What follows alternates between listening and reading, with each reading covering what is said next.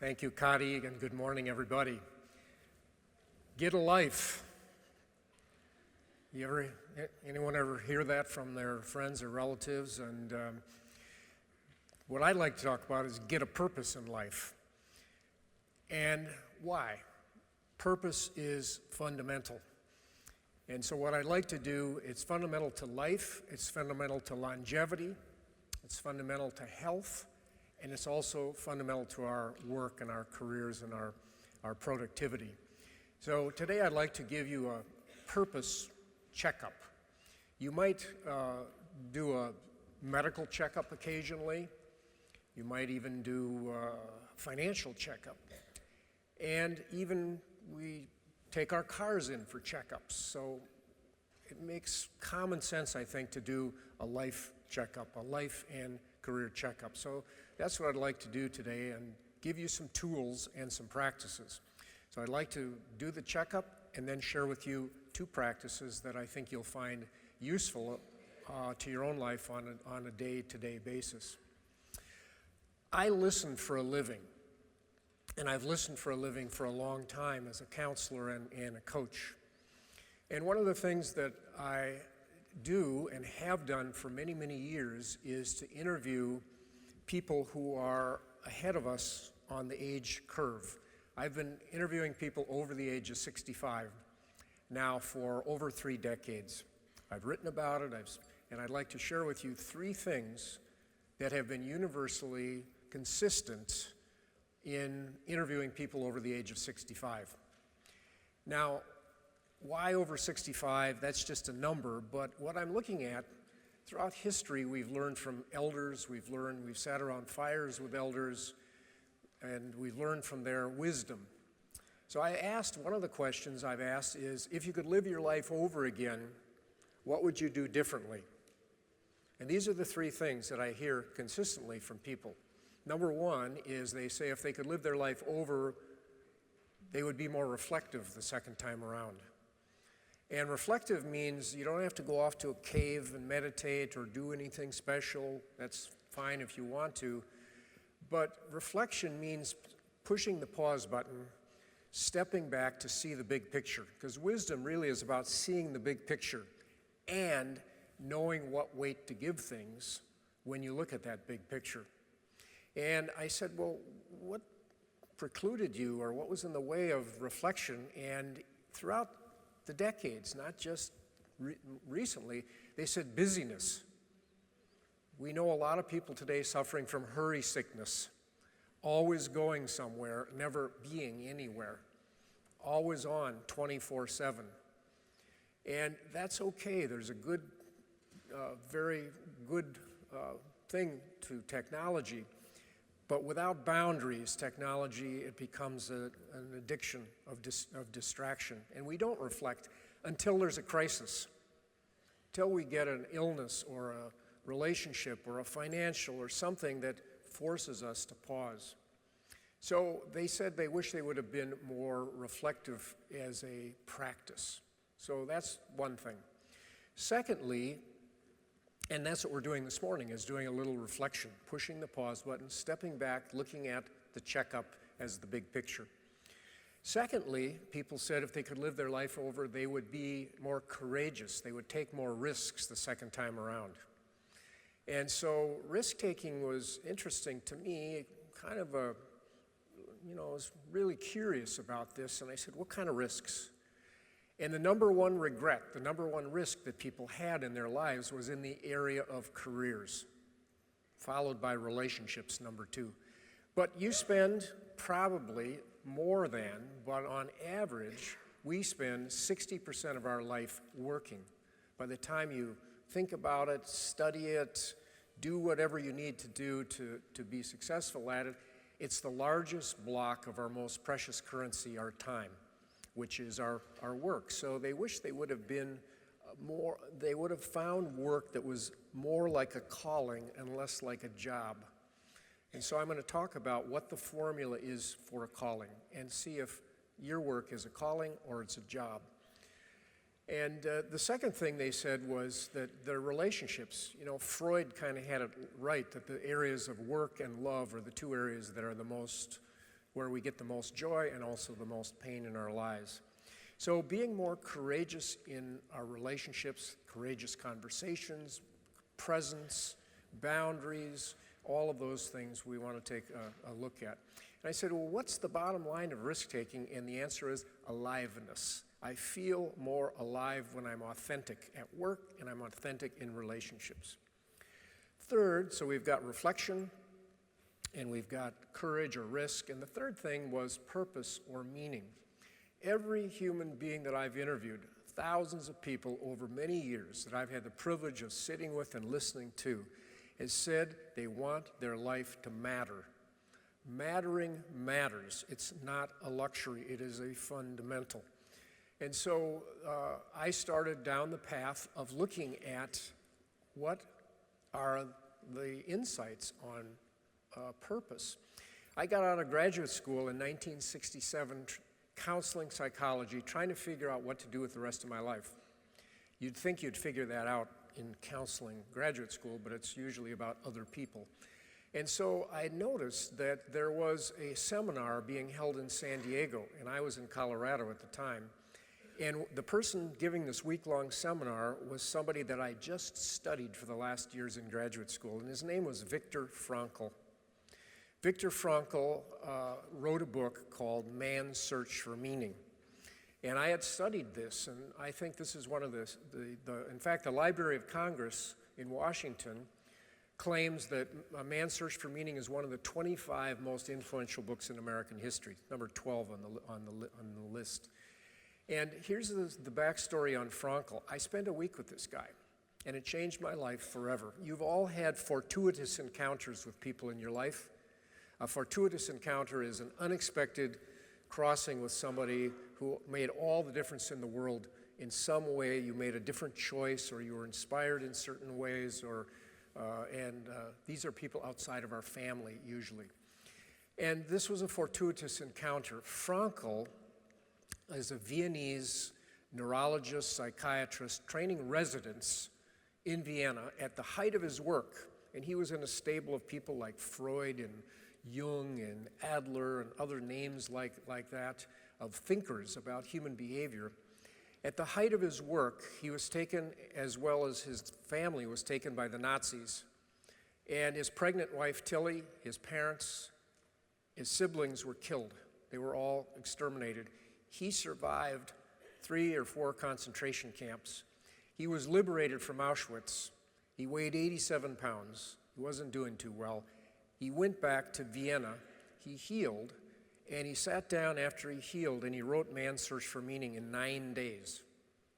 And the core of the book is this, and the core of my talk today is this. He said the last of the human freedoms is choice. Choice. It's to choose what you want your life to be about, regardless of the circumstances. Well, in a concentration camp, what kind of choices do you have? Not many, but you can choose to live. You can choose to get up another morning and face it and give somebody else a crust of bread, give somebody else a kind word, and envision your beloved and what you might do when you're leaving here. Not many choices, but he said the last of the human freedoms to go is choice. So when we do the checkup right now, what we're looking at are your choices. And so let's look at, first of all, what is this thing? Purpose. It is the answer to the question, why? Why do you get up in the morning is the real core question. Without a reason to get up in the morning, you see people who retire, lose their identity, and lose their tribe in certain ways, or their connection, and all of a sudden die within a year or two, or die psychologically when they don't have a reason to get up in the morning. You see people of all ages and stages that lose that reason, that why to get up in the morning. According to the Center for Disease Control and other places that study this like I do and have for years, 1 out of 3 people does not have a reason to get up in the morning. So 2 out of 3 do, 1 out of 3, 30% of the population has lost their reason to get up. And it can happen to any of us. But let's just do a little market research too. If it's 1 out of 3, just look at the person on your left here and see if they look like they're awake and they had a reason to get up this morning. If they look pretty good, look at the person on your right. So if they both look like they're pretty awake, then it's you're the 1 out of 3. So maybe that's why you came today. So everybody's an experiment of one. I'm not here to give you the universal, I'm giving you some universal insights that I've learned from the studies on this. But everybody's a chooser, everybody is an experiment of one. You get to decide how you want to do it. But it's important, I think, that as I said earlier, and I'll repeat, purpose is fundamental. It's not a luxury. It's fundamental to life. Longevity, people who have a sense of purpose tend to live 7 to 10 years longer. They heal faster. They're happier. When you look at the positive psychology research, and they tend to be more productive when they know the why of what they're doing, not just the how of how to do what they're doing. So, what is this thing called purpose? Imagine a pill. Now, when I studied this, and when I do study this, I'm not done, I've spent some time in the neuroscience labs. I just rewrote the book, The Power of Purpose. 100 of you got it if you came here earlier. The last chapter in that book is called, Can Science Explain Purpose? And purpose anecdotally, we know, makes sense. But when you start to look at the science of the brain and the science of purpose in the body, all of a sudden it becomes screaming reality in many ways. So imagine, I was talking with a man named, a doctor, a neuroscientist, a neurologist named Dr. Majid Fatui. He's from Iran, and he works at Johns Hopkins University. And he said to me this, he said, Richard, imagine a pill. And this pill would help with the quality of life of people with dementia and Alzheimer's. We have found, he said, that people who have Alzheimer's and have a purpose do better than people who have Alzheimer's who don't have a purpose. And same with macroscopic stroke, sleep apnea, and other things that people who have a sense, you could call it an attitude or a mindset, because purpose is a mindset, a choice, tend to do better in the long run. He said, what would you pay for that pill? And I said, well, if it's available, obviously all of us would want to pay something for that. And he said, it's free. And it's purpose. And we're now able to measure purpose in the brain, purpose in longevity, and things like this. So purpose is our aim. It's different than a goal. There are goals along the way. But purpose is the choice of what we want our life to be about. It's what we want our day to be about, what we want our moments to be about. It's a mindset and it's a practice.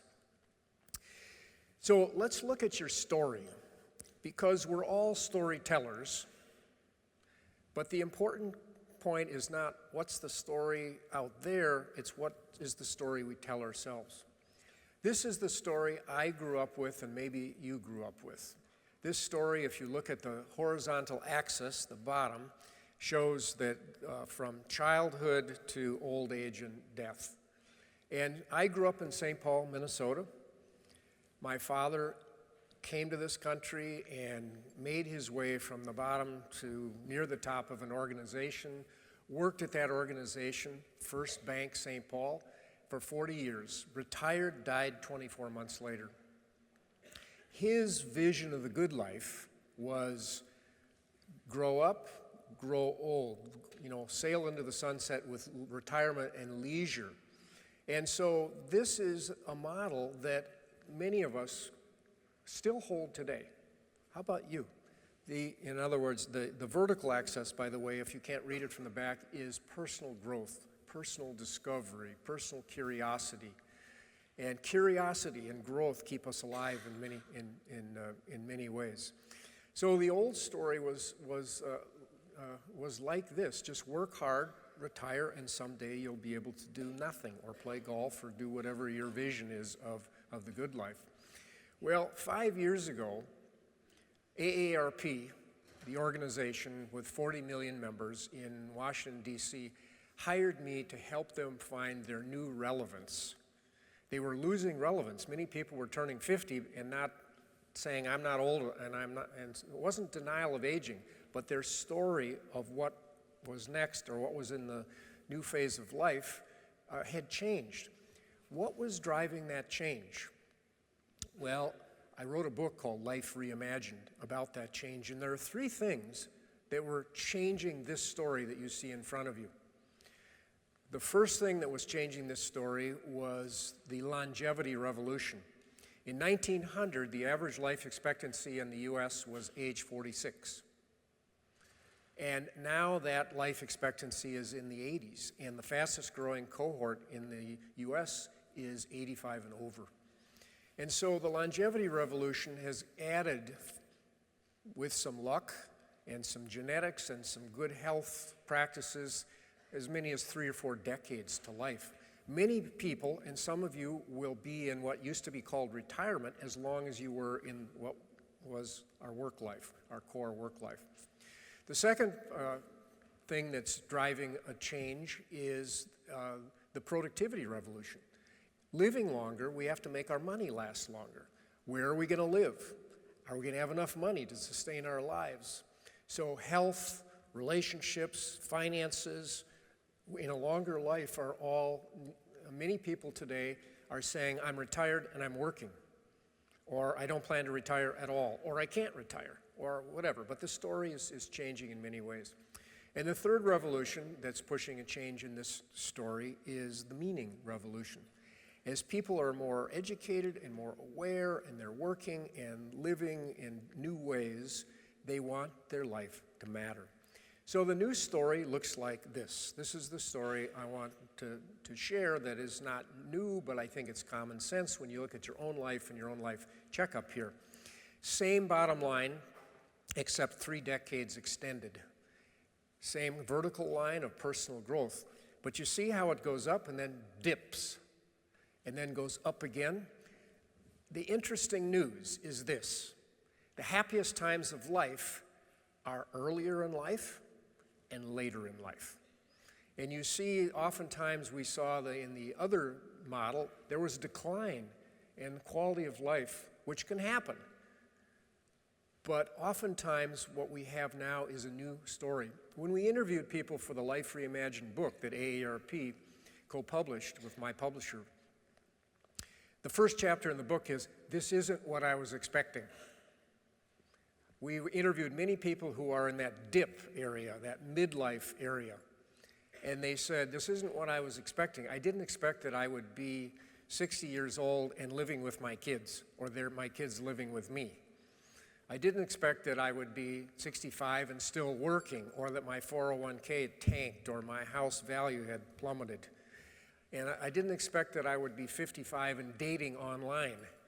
And on, people had these new stories about the fact that they thought at a certain point in life, they'd have their act together. They'd have it all figured out. But in a long life, in a world like we're living in today, things change. We're living in what we call a VUCA world. I don't know if you know the acronym VUCA, V-U-C-A. VUCA stands for volatile, uncertain, complex, ambiguous. Look anything like the news today? Volatile, uncertain, complex, ambiguous. In a volatile, uncertain, complex, ambiguous world, we need new life skills.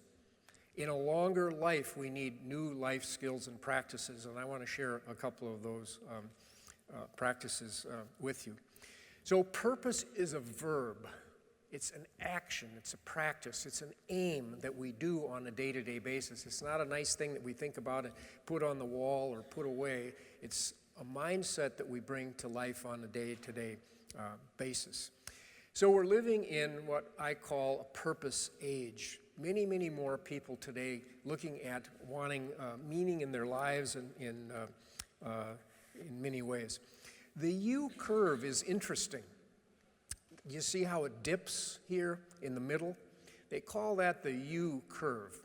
And somewhere in the middle of our lives, it's not exactly tied just to age, but in our 40s, 50s, or 60s, there tends to be a flattening out where we need to stop and repack our bags and look at what's next. That happens with where we live, our place. And I talk about the good life. And in the book, Repacking Your Bags, we have a good life inventory, and it has 4 characteristics that I would like you to think about because I think they fit you, your industry, and all of our lives in certain ways. Certainly health and money are fundamental, but there are 4 characteristics to the good life that we were able to measure in our studies with people, and they are these.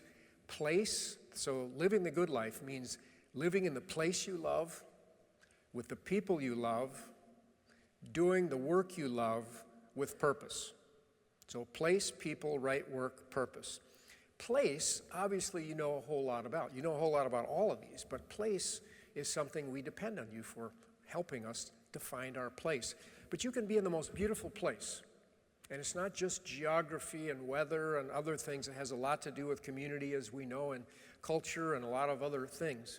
But you can be in the most beautiful place, but if your relationship with yourself and your relationship with others around you is not working effectively, place kind of loses some of its cachet in certain ways. So in many ways, what we need is other people in our lives, tribe.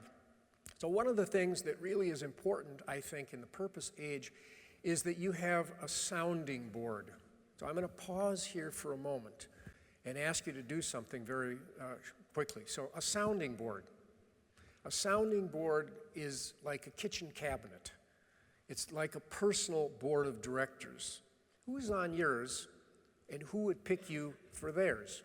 So here are the characteristics of a sounding board. Maybe make a mental note or jot this down. We have found there are 4 kind of persons or people that can populate a sounding board and help us make decisions, help us make better choices, help us when we're having triggering events or challenges in our lives. So the 4 people on the sounding board are these. Number 1 is a committed listener. Who is your committed listener? I learned this from one of my clients, the Mayo Clinic. In the Mayo Clinic, when they send someone home from surgery or from an illness and there's nobody at home, they don't do as well. So even having a pet at home is better than nothing. And I mean, it's a good thing to have a pet at home, but sometimes our pets are our committed listeners, but we're talking about a person here. Who is your committed listener? Who gets you without fixing you? It's care versus cure. It's interested versus interesting. They don't just jump in and say, well, if I were you, I'd do this, this, and this. They listen, tell me more, they ask good questions. Who's your committed listener? Isolation is fatal. Going it alone is an incredibly bad idea in a VUCA world. And so committed listener, 1 person on your sounding board, minimally that's necessary today for solid health. And that's part of a checkup, asking yourself, who is my committed listener? Second person on the sounding board is a wise elder. Somebody who's older than you, maybe 10 years older, maybe a little older, and you look up and you say, it's not like they're going to be your mentor or your model, but in certain ways they inspire you, they help you see the big picture, they're people who you help you step back and see, life in the future. Third person is a wise younger. Who are the younger people in your life who keep you alive, not just helping you with technology, like my grandkids can come over and program something quicker than I can even think about it. But who are the wise youngers? We live in an intergenerational world. Who are the people in your life that really inspire and you can be with in really active and creative ways? And finally, who is your purpose partner? Who is that person who really holds you accountable? When you say, I want to do this, or I want to go here, they check in with you. They hold you accountable. You have your sales goals. They hold you accountable as a partner in the process. So having a sounding board, sometimes you can convene the whole board, but you can even just do it mentally and just say, well, what would this person be asking me? And the other question is, who would pick you? Who in your life, colleagues, family, etc., would, if I did this exercise? We've done this exercise with many young people in their teens, and guess who almost never gets on their sounding board? Parents. Why? They don't listen. Grandparents get on because they pick them as wise elders, that's what they know, but they also listen.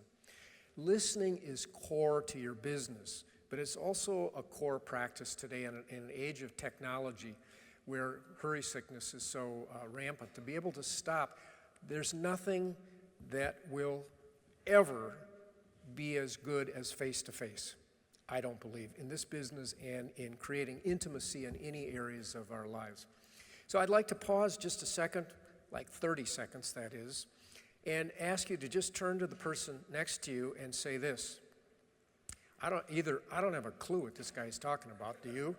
Or I totally get what he's talking about, and my committed listener is, or I have a committed listener, or, just that very one question. Who's your committed listener? Just a quick check-in, 30 seconds to the person next to you.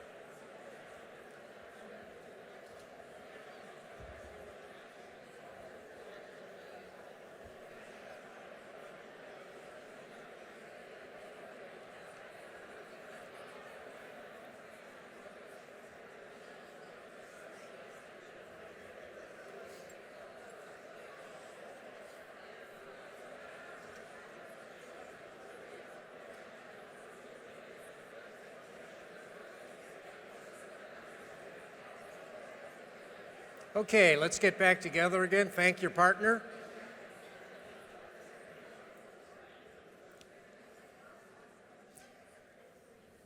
So what's it all about?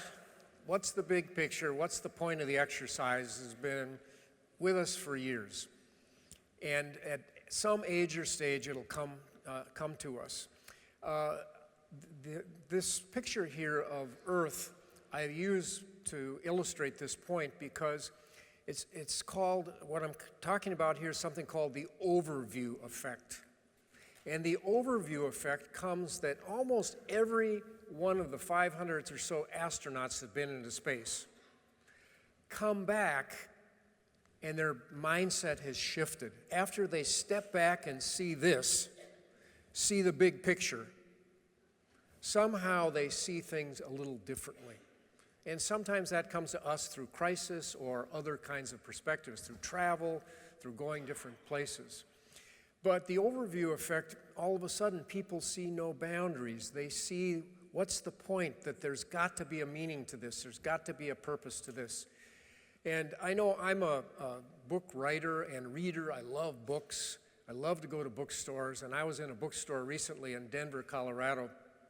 And I walked in to this bookstore. It's called The Tattered Cover. It's a big, independent, beautiful bookstore in downtown Denver. And I always go in, of course, to see if they're carrying my books. But in addition, I like to really see, kind of what people are reading and what they're showing and what's up in this city. So, not having been in this place before, I asked the woman at the information desk, young woman at the information desk, I said, "Can you tell me where the self-help section is?" And she says, "Well, if I tell you, won't that defeat the whole purpose?"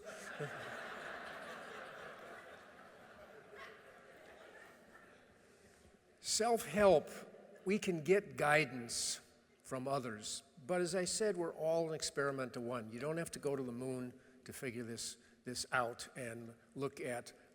But we need perspective today, and we need wisdom today, and we need to see the big picture. There are 3 myths that keep us from our purpose. My purpose is to help others unlock their purpose. I believe that purpose is in us, that there's a reason for us to be here, and we need to get it out. And I'm going to share with you the formula for doing that, a formula for doing that in just a second.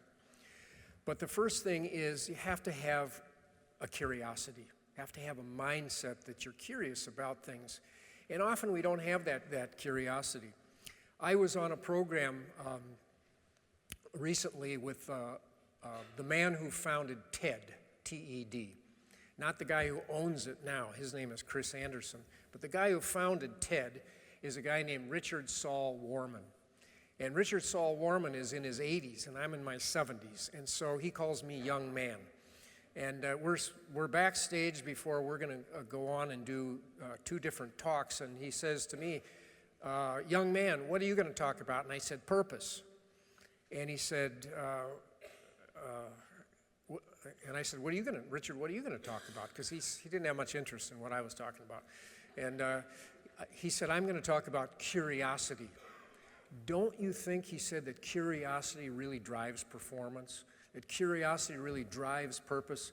That when we lose our curiosity about ourselves and the world, we lose our edge, we lose our growth edge, and we become formers, living in the past. Curiosity is what drives vitality. And I said, well, how do you define curiosity? And he said, curiosity, because almost everyone would say, yes, I'm curious. He said, curiosity is finding the extraordinary in the ordinary. He said it's being awake to life all day, all the time about what's going on there, not just curiosity about big ideas or big places or big thoughts. And so curiosity is a mindset, and it does drive purpose, but there's certain things that get in the way of us unlocking our purpose. Number 1 is that we think we have to have a cause to have a purpose. You do not have to have a cause to have a purpose. It's nice, and it's a good thing, and the foundation here that Kadi will talk about a little later is important. But you don't have to have a cause. Purpose is a mindset. It's a choice, like Frankl taught me, of who you bring to what you do on a day-to-day basis. Second thing is that many people think, well, it'll be revealed to me if I just get old enough or wealthy enough or in the right circumstances. No, it won't. It could happen that God will whisper in your ear and tell you your purpose. That can happen. However, purpose is a practice, and I'm going to share with you 2 practices about and how to unlock that purpose. It is a mindset and a practice. And third, people think purpose is a luxury. It's only for the well-educated or the affluent or whatever. No, purpose is fundamental, as I've said several times already. So let's do a little practice here. Let's do a little work tune-up for starters. When we step back and look at our career and our work and what we're doing today, it's either a job, pays the bills, it's a career that continually grows in paying the bills and in our own learning and our own passions, or it's a calling.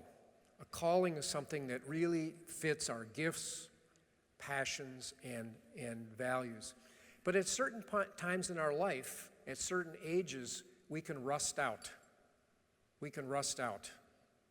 Our curiosity, our growth edge can get rusty in certain ways. There's a lot of talk, and I've done quite a bit of research on burnout. Burnout is overdoing, overloaded. Rust out is underloaded, where we're not fully engaged. And I don't mean just filling up our calendar with time, because we can fill time, but it's fulfilling time that we're really after. So, in a tune-up, are you burned out, are you rusting out, or are you fully engaged? I used to be, at one point in my career trajectory, I used to be in the human resources field. Way back when, even though my background's in counseling psychology, I worked as an HR person. And I was the head of HR actually at what is now U.S. Bank, used to be called First Bank, Minneapolis. But I had a side hustle, is what they call it today. I had a side business, a side hustle. And I called my side hustle, my side job, Lunch Hour Limited. You buy me lunch, I'll coach you over lunch. So I had Lunch Hour Limited. I had a really robust practice with free lunches and counseling and et cetera. But the problem was this. I had an 80% success ratio. 80% of the people that I coached quit. The bosses didn't think this was a great idea. And a lot of those that quit didn't quit the organization. They recrafted their jobs. They re-looked at how they could bring more of what they could let go of, what they could bring more of to their work. At least they thought about it. Some left. But anybody worth their salt today really has to recraft their job and reimagine it over and over and over again. And you know that. You're here today, and that's one of the possibilities. So the question with work is, what do you do? And by the way, I left. I got a Bush Fellowship. I left. I studied for a year. I came back. I hung up my own shingle, and that was the end of my HR career. But this is the question, what do you do? Very dangerous question. Because you are not what you do. That's an identity. What it is who do you bring to what you do? Next time you're in a situation, a party or an informal situation or at the cocktail party later today, and someone says, well, what do you do? Don't answer the question. Change the question and say, I'm passionate about. What are you passionate about? And you'll either get a blank look from that person, like, what planet are you from? Or you'll have a really interesting conversation. I gave a talk in Houston, Texas, and there was a man, it was a two-part talk, 3 hours long. It was a seminar, and it was on the second half of life and purpose in the second half of life and some of the things we're talking about here. And the man sitting right in the front row, I looked at his name badge and it said Dr. Joseph Schmidt II, MD, U.S. Space Program. So during the break, I made my way down and I talked to him and I said, Dr. Schmidt, he looked like he was about 40 years old. I said, what are you doing here? Are you an astronaut? I was trying to be cute. And he said, no, I'm not an astronaut, but I'm the chief of internal medicine for the astronauts and their families at the Johnson Space Center. And I said, what are you doing here? And he said, I'm here to figure out how to have a conversation with the astronauts and their families about transitioning out of the space program into a new phase of their life. And I said, is that a big problem? And he looked at me and he said, Mr. Leider, he said, what would you do in the second half of your life if you'd walked on the moon in the first half? Well, I laughed. He didn't. He said it's a big deal because we all make transitions. Presidents of the United States make transitions. Everybody makes transitions and choices along the way. They reimagine their portfolio, their careers, their work along the way. And when they do, they have to ask the question, oftentimes, why do I do what I do? Why do you do what you do? That is a core question that is behind the whole purpose thing. One of the things that when you study, like I do, well-being, purpose, part of well-being, certainly diet, exercise, sleep, lots of other elements of well-being, but purpose now in integrative medicine is core to well-being. 20 years ago, there was no integrative medicine taught in medical schools. Now every medical school has it, and places like the Mayo Clinic and the Cleveland Clinic and others, their whole point of view is around integrative medicine in many ways, with purpose being center. Why is this so important? Because purpose and work and career are inextricably linked. And here's a statistic to ponder. People who are thriving in their work, who have work that really fits a calling and they want to get up in the morning and go do it, tend to do twice as well in the other areas of their work, of their life. Because we bring who we are to everything we do. We bring it home at night, we bring it, we're on 24/7 these days. So the career thing used to be, in that old story, was work was here, home was here, work was here, leisure was here. Now it's all bundled together. So the work checkup here is important. So do you love what you do every day? Take 30 seconds and just turn to the person next to you again and say, I'm not sure, but here's my answer today. But just a 30-second answer to this. Do you like what you do each day?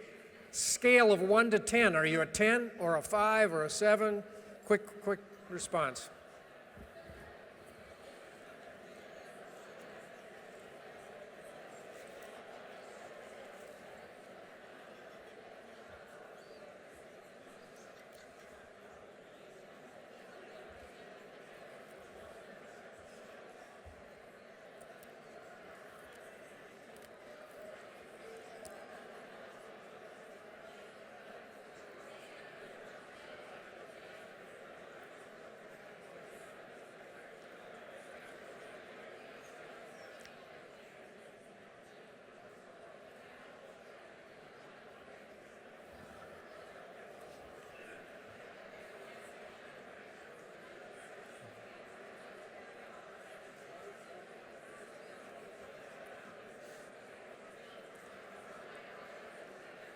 Okay.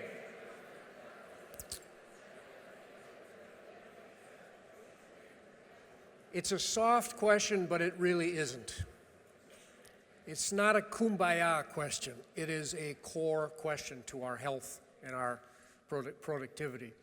As Kadi in his kind introduction mentioned, I'm a senior fellow at the Center for Spirituality and Healing over at the University of Minnesota Academic Health Center. I head up something called the Purpose Project, which looks at purpose and health and healing and all these different kinds of things. And we bring in speakers regularly, and one of the speakers that we brought in and have brought in a couple times is the happiest man in the world. If you Google happiest man in the world, you'll get this guy's name. It's Matthew Ricard. Now, the story behind the happiest man in the world and why we brought him in is this. Because Matthew Ricard is a Frenchman. He grew up in a very prestigious French family. He's got a PhD in genetics and biochemistry. At a very young age, before 30, he went to India on a spiritual quest. And he stayed. He never came home. He never came back. He lived in India, and he still does. He became a Buddhist monk. He studied Buddhism, and he became the translator traveling the world with the Dalai Lama. And he has done serious research on altruism and purpose. He has a book out right now that's as big as a doorstop right now with all the science that I'm talking about here about purpose and altruism and purpose in life. So I'm taking him to lunch before he's introduced to a full house at Northrop Auditorium across the river. And we go to the Nicollet Island Inn. And I'm dressed kind of like this, and he's in his shaved head and Buddhist monk attire. And we're standing there waiting for our table, and my wife Sally had asked me earlier, she said, what are you going to talk to the happiest man in the world about? And I said, well, I'm going to ask him the big question. So I said, as we're standing there, the big question, I said, how do you get to be the happiest man in the world? And he said, well, I got that, but I'm not very happy about it. So I said, how do you get to be the happiest man in the world? And he said, one word, practice. I said, that's it? I got to introduce you. You got to give me something more to go on. He said, that's it. It's a practice. Purpose is a practice. It's something we do all day, every day, and it's choice. And so how he got to be the happiest man in the world is this. He would go into the neuroscience labs along with other meditators and people who are supposedly have great mental and physical practices, and they would put the helmet on them, and they would do blood tests and do MRIs, and they would do all this stuff. And he consistently has lit up the pleasure center of the brain more than anybody they've ever measured before, including the Dalai Lama. That's why they call him the happiest man in the world. And he is happy, but he's not, happy like smiley face happy. He's present, happy. He has a fulfilling countenance when you're with him. So practice. I want to share with you several practices right now. First one is this. I call it the napkin test. So the first practice that I would like you to consider here, how do you unlock your own purpose? Why do I call this the napkin test? Because a lot of great ideas have come out on napkins. I travel quite a bit. I'm a hostage to Delta Airlines living in Minnesota. 80% of the flights are Delta flights, and the napkins at different times have a message on them on Delta flights.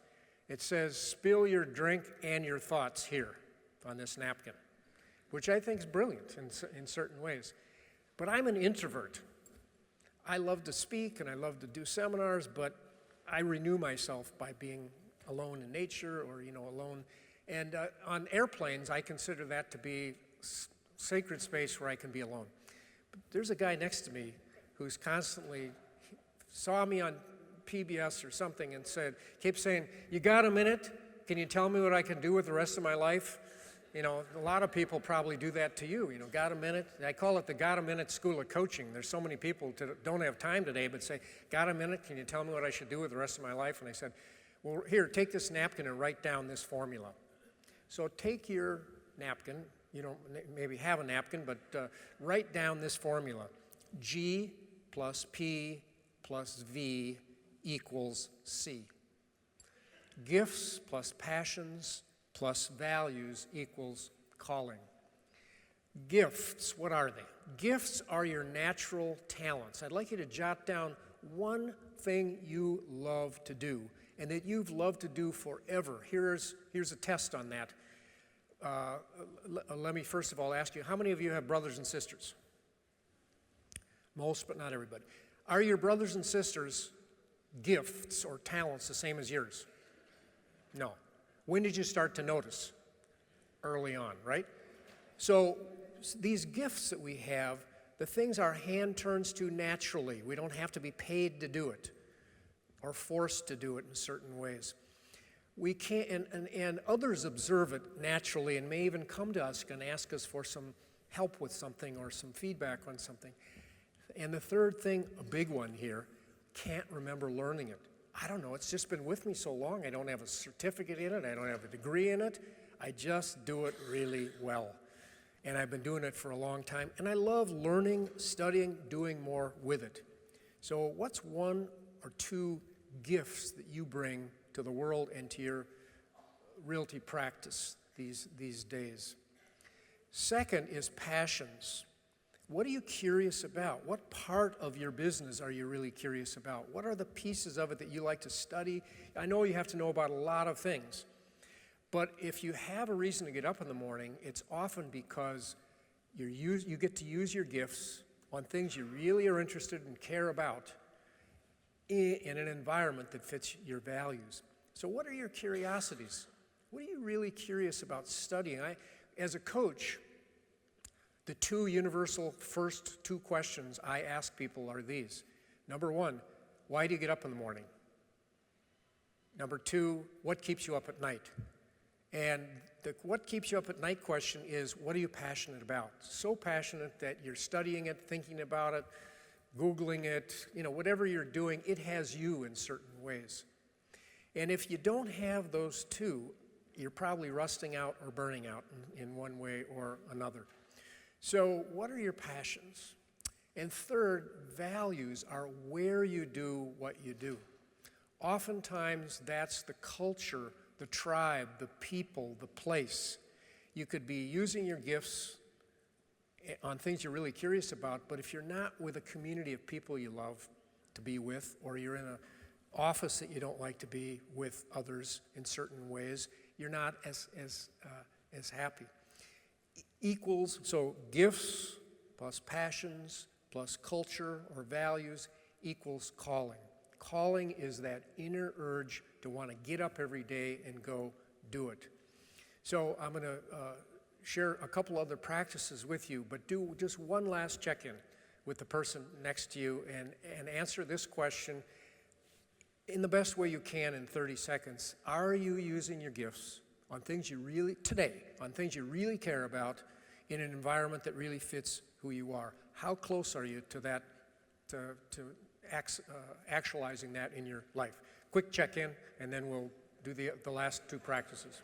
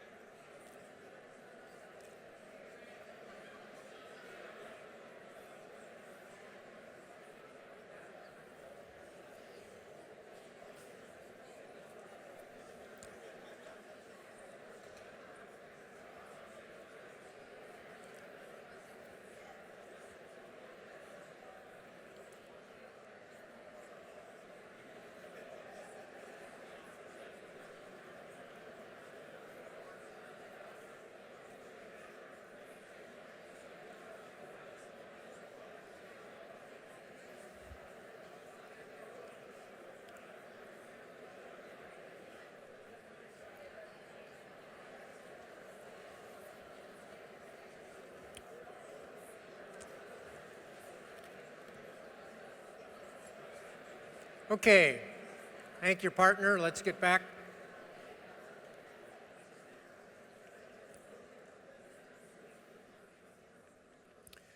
So when all three of those come together, we call that being in the flow, in the zone. And when you're in the flow and in the zone, time goes like that. And all of a sudden, the day is over in certain ways. There are parts of our day. What parts of your day are you in the flow state? Those are the things to really pay attention to and try to do more of, and try to delegate things or figure out ways to let go of and get rid of things that we all have to do latrine work. There's stuff in every career and every job that is heavy lifting that we don't want to do, but we want to really focus on our strengths and manage our weaknesses the best we can. So that's one part of the purpose checkup. Next part is that what are your practices? We're always practicing something. Purposeful practice is just doing more of something does not make you better. Anders Ericsson, a researcher on practice, has proven, he's a Swede living in Florida, researching practice, says just doing more of something. We need to get outside our comfort zone, and we need to have regular practices. As realtors, as human beings, we're always practicing something. The key is our practices making us better. I use this example, and I don't use sports examples, but this one is really a good one, I believe. And it is Steve Nash, who's a retired professional basketball player, has the National Basketball Association record for percentage of free throws. 94.5% of the free throws he shot in his career went in. 94%. How did he do that? Well, he had a practice. And the practice had to do with visualization, with getting up to the line where he shot the free throw. And he would pause, look, and see this shot successfully going down. He would breathe. He would do certain things over and over and over and over. And he got feedback from others in helping him do this. Are you getting feedback for your practices? What are the practices that you're learning in certain ways? Oftentimes what Anders Ericsson would say is you have to get outside your comfort zone and try certain things differently in order to really learn and grow. And you need to go have feedback. Focus, feedback, get outside our comfort zone in certain ways to have practices. I write, and I get up every morning, Not so much on a morning where I'm starting early like here, but every morning I call it golden hour. And I have a writing practice. People say, oh, I'd love to write a book someday. I said, what's your practice? And they look at me like, what do you mean, what's your practice? I said, well, if you don't have a writing practice, you're going to be a waiter, not a writer. And so what is your practice? I get up every day and write. Most of what I write isn't worth anything. It goes into the circular file or into the delete. Some is good and some, but I love the practice of writing. I try to meet with other writers. I try to learn things. I've never had a class on writing. I'm self-taught, but I do have practices. So the theory of practice is this, and this is a keeper of a phrase. Knowledge is only rumor until it's in the muscle. Knowledge is only rumor. It's going to go away until it's in the muscle, meaning it's in the practice. You just do it automatically. You've been practicing it so long, this is the way that you approach things. So purposeful practice is important. So here's a practice for you to try. It's called practicing your way to purpose. It's 3 steps that you can do every single day. You can do it all day, every day, but try it tomorrow morning. When you wake up, the first thing to do is to pause, and that means do not reach for your cell phone. Some people today sleep with their phones, so this is hard. But the first step in pause is that when you first wake up in the morning, give yourself a break, whether you're laying in bed or you're up and moving, pause. Secondly, breathe. It's called the 2-minute practice. It only takes 2 minutes, and I can tell you the science behind this, it works. It absolutely works. So the second step is to breathe. Minimally, you take 3 deep breaths. Try it right now. Just push back from your table, close your eyes, just relax for a minute, and just see how it feels. It's so easy. You take 3 deep breaths.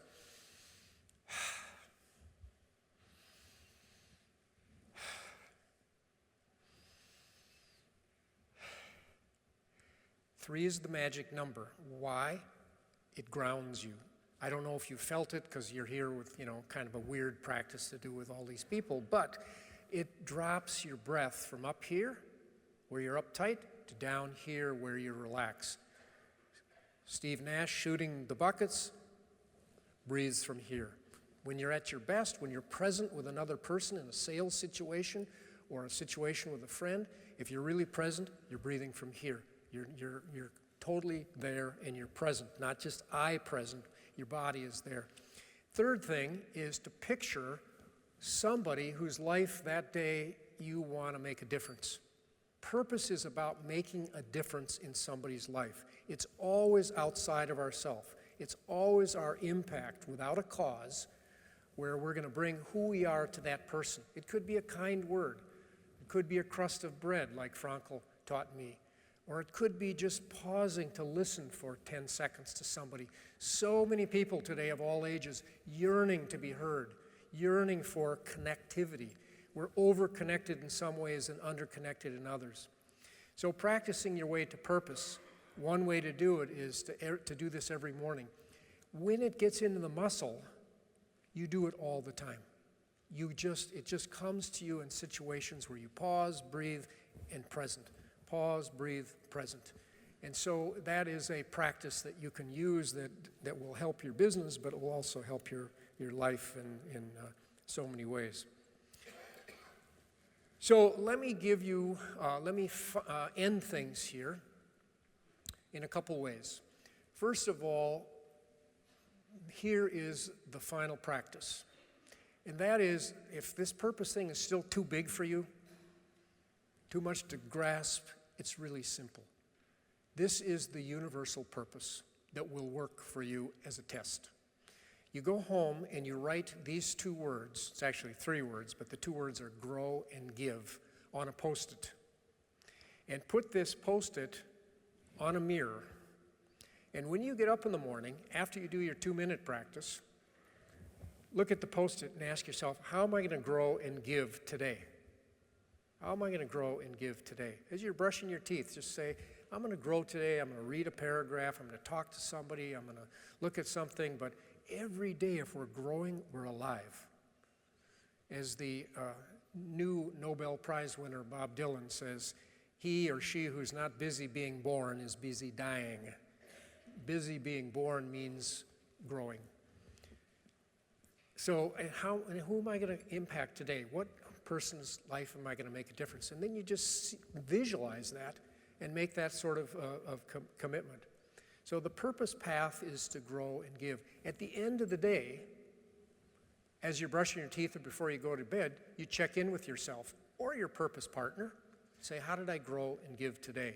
You hold yourself accountable to this practice.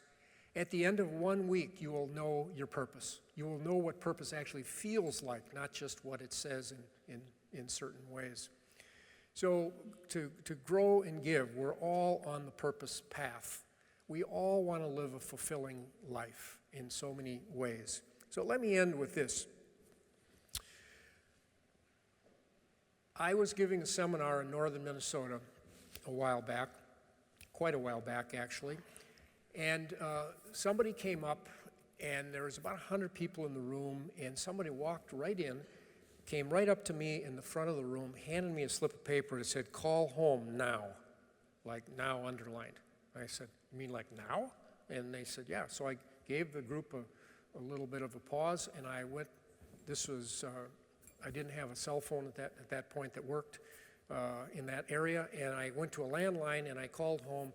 My wife said, "Richard, your mother has had a stroke. She's in St. Joseph's Hospital in St. Paul. It doesn't look like she's going to make it through the night.